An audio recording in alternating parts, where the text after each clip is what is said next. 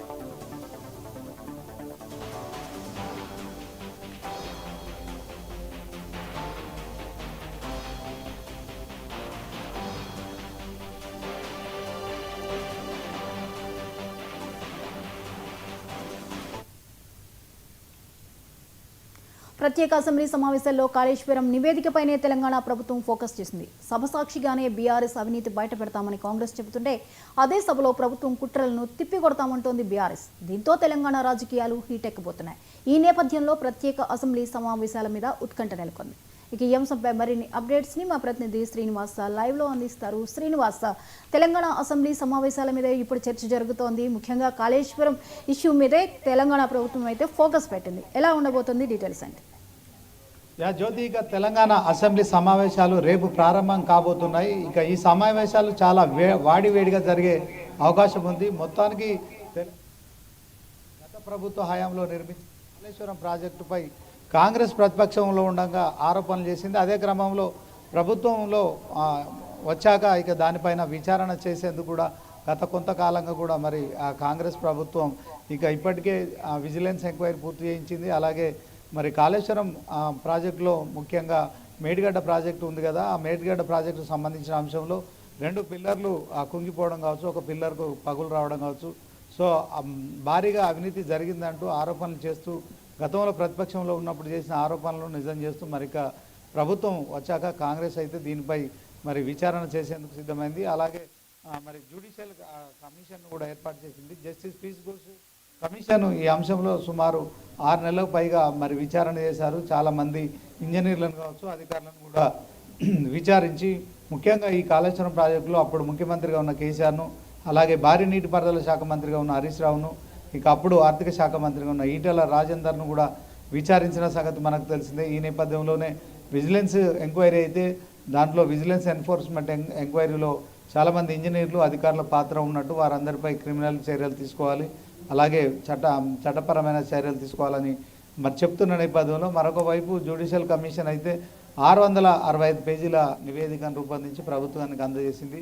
So justice PC Ghosh commission నివేదిక పైన ఇప్పుడు అసెంబ్లీలో చర్చ చేయనున్నారు. దీనికోసం ప్రత్యేక అసెంబ్లీ సమావేశాలు కూడా నిర్వహిస్తున్నారు. సో ఈ సమావేశాలకు తెలంగాణ మాజీ సీఎం కేసీఆర్ కూడా రావాలని కూడా కాంగ్రెస్ పట్టుబడుతోంది.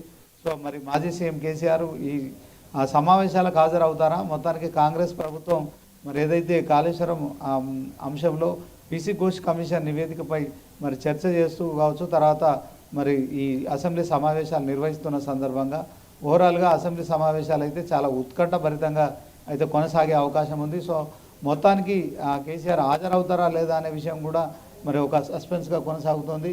సో గతంలో చాలాసార్లు మరి ఈ అసెంబ్లీ సమావేశాల్లో రేవంత్ రెడ్డి కేసీఆర్ను అసెంబ్లీకి రావాలని ఆహ్వానించారు. సో ఆయన ఒక సీనియర్ నాయకుడు, తర్వాత ఆయన అనుభవాలను కూడా రాష్ట్ర అభివృద్ధి కోసం ఉపయోగించుకుంటాం.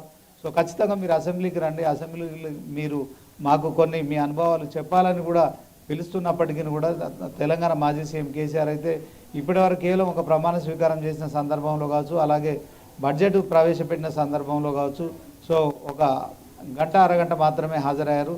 సో 20 నెలలుగా కూడా ఆయన ఫామ్ హౌస్లోనే మరి పూర్తి స్థాయిలో పార్టీ నాయకులకు దిశానిర్దేశం చేస్తూ ఉండిపోయారు. సో మొత్తానికి తెలంగాణ మాజీ సీఎం గతంలో నిర్మించిన కాళేశ్వరం ప్రాజెక్టు మరి చాలా ప్రతిష్టాత్మకంగా నిర్మించాము. ఇది కోటి ఎకరాల మాగాణం చేస్తామని 1,00,000 కోట్ల వ్యయంతో నిర్మించిన ప్రాజెక్ట్ అని చెప్పుకొని ప్రచారం చేసి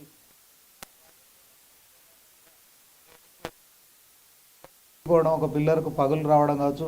సో అదే తరహాలో గోదావరి నదిపై కట్టిన అన్నారం కావచ్చు, సుందర Right. కావచ్చు, ఈ 3 బ్యారేజీలు కూడా పనికిరావంటూ కాంగ్రెస్ ప్రభుత్వం కూడా చెప్తూ ఇక దీనిపైన భారీ అవినీతి జరిగిందంటూ కూడా ఆరోపణలు చేసిన నేపథ్యంలో Right. సో విచారణ జరిగిపోయింది. ఇక జస్టిస్ పీసీ ఘోష్ కమిషన్ నివేదిక కూడా వచ్చింది కనుక సో ఈ నివేదికను కూడా రద్దు చేయాలంటూ బీఆర్ఎస్ ప్రభుత్వం హైకోర్టును ఆశ్రయించడం కావచ్చు. రైట్ సో దీంట్లో హైకోర్టు మరి ఇరు వర్గాల విషయంలో మరి ఇది పబ్లిక్ డొమైన్లో పెట్టిన అని చెప్పి కూడా Right. కాంగ్రెస్ ప్రభుత్వాన్ని మరి అనడం కావచ్చు. తర్వాత మొత్తానికైతే ఈ కమిషన్ నివేదికపై విచారణ జరుగుతున్న నేపథ్యంలోనే ఈ అంశంలో మరి ఇది చాలా హాట్గా చర్చ జరిగే అవకాశం ఉంది.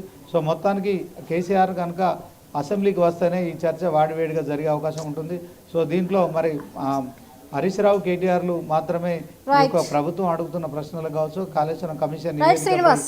చర్చ జరుగుతున్న సందర్భంలో మరి కేసీఆర్ హాజరవుతారా, కేవలం వీళ్ళు మాత్రమే మరి Right. తెలంగాణ సీఎం రేవంత్ రెడ్డితో పాటు మరి మంత్రులకంతా సమాధానం చెప్తారా అనేది మాత్రం